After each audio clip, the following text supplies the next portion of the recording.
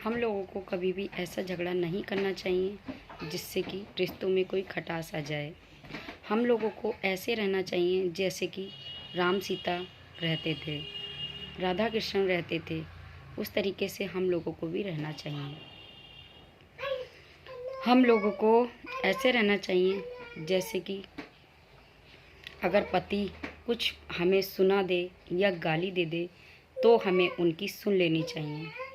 अगर पत्नी पति को कुछ सुना दे तो पति का धर्म है कि उनकी गाली उनकी बर्दाश्त कर लें, थोड़ा सहन कर लें उनकी पत्नी को कि कुछ बात सहन कर लें।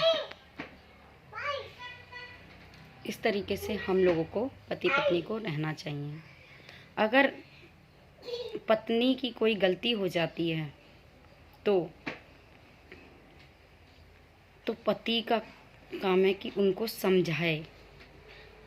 अगर पति से कोई गलती हो जाती है तो पत्नी का काम है कि पति को समझा दे, ना कि उन्हें कोई बात सुनाए।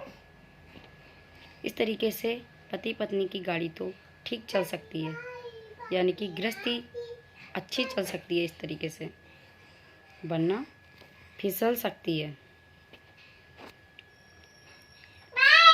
और जैसे कि अगर पति हमें कोई गाली दे रहा है, कितना ज़्यादा सुना रहा है, अगर गाली दे रहा है, सुना रहा है, तो कुछ पत्नियां ऐसी होती हैं जो कि थैला उठाती हैं और अपने मायके के लिए चल पड़ती हैं। ऐसा कभी नहीं करना चाहिए और इससे कोई समाधान भी नहीं है। इसलिए हमें मायके नहीं जाना चाहिए। अगर पति कभी भी सुनाएं, गाली दें तो हमें उनकी सुन लेनी चाहिए। अगर हमें क्यों सुन लेनी चाहिए पति की? क्योंकि अगर तुम उनकी पत्नी हो या कोई माँ दुर्गा हो, उनकी कोई भी कुछ भी हो, नारी के तो किस किस रूप से नारी को सब लोग मानते हैं, ज़्यादातर माँ के रूप में मानते हैं। माँ तो ममता होती है माँ के अंदर, तो करुणा दया भाव भरा होता है माँ के अंदर।